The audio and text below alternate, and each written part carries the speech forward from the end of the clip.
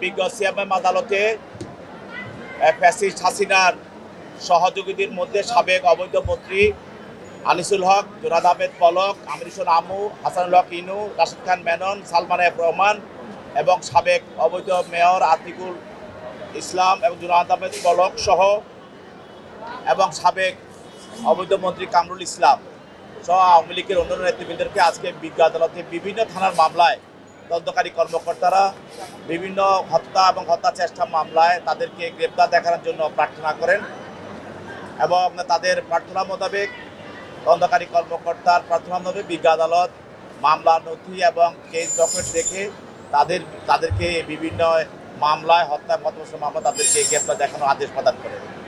একটি হত্যা মামলা, সেটা হলো ধানমন্ডি থানা মামলা।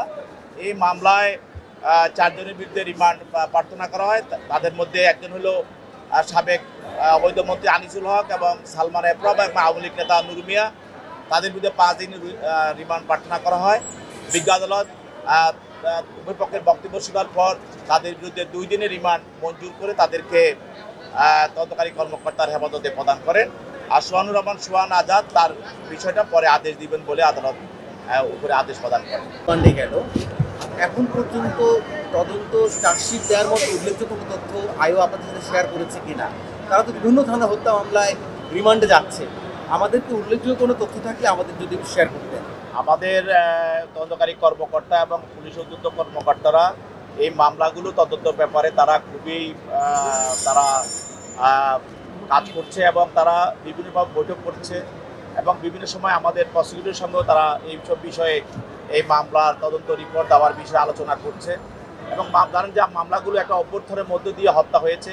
এই হত্যাগুলোর যে আসামিগুলো, সেই আসামিগুলো তার সবাইকে এই মামলার বিষয়ে তদন্ত করে মামলার মধ্যে আওতা আনা এবং তাদেরকে যারা নিরপরাধ তাদেরকে মামলা থেকে রেহাই দেওয়া, তারা অপরাধী তাদেরকে মামলা আনা, এটা খুবই কষ্টসাধ্য ব্যাপার।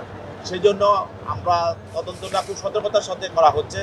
ইনশাল্লাহ অনেক এগিয়ে গেছে তদন্ত। আপনারা অচিরেই আপনারা ইনশাল্লাহ এটার ফলাফল দেখতে পারবেন। তবে আমরা চাচ্ছি যে যেন যেন তদন্ত না হয়, তদন্তটা একটা সঠিকভাবে হয়, যেন অপরাধী যারা তারা সত্যির অপরাধী তারা যেন এই মামলায় তাদের বিরুদ্ধে অভিযোগটা আসে, আর যারা নিরপরাধ তারা যেন কেউ এই মামলা না আসতে পারে, সেইটার লক্ষ্য রেখেই তদন্ত কাজ চলছে। এই জন্য আপনারা অপেক্ষা করুন, ইনশাল্লাহ তদন্ত রিপোর্ট অবশ্যই অল্প কিছুদিনের মধ্যে আমরা দেওয়া শুরু করব। ট্রাইব্যুনালের কাজ কিন্তু অনেক দ্রুত এগিয়ে যাচ্ছে এবং তারা কিন্তু অলরেডি প্রতিবেদন দাখিলও করেছে। আপনারা কি মাস দুয়েকের মধ্যে কোনো রেজাল্ট দেখাতে পারবেন কিনা? ইনশাল্লাহ এর আগেও আমরা দিতে পারবো, কারণ ট্রাইব্যুনালের মামলা সংখ্যা কম আর আমাদের এখানে তো অনেক মামলা, আর এই জন্য আমাদের এই মামলাগুলো আমরা তদন্ত করছি এবং ইনশাল্লাহ অনেক মামলা তদন্তে অনেকটা অগ্রগতি আছে। ইনশাল্লাহ আপনারা পেয়ে যাবেন, কিছুদিনের মধ্যে আপনারা পেয়ে যাবেন। অসংখ্য ধন্যবাদ।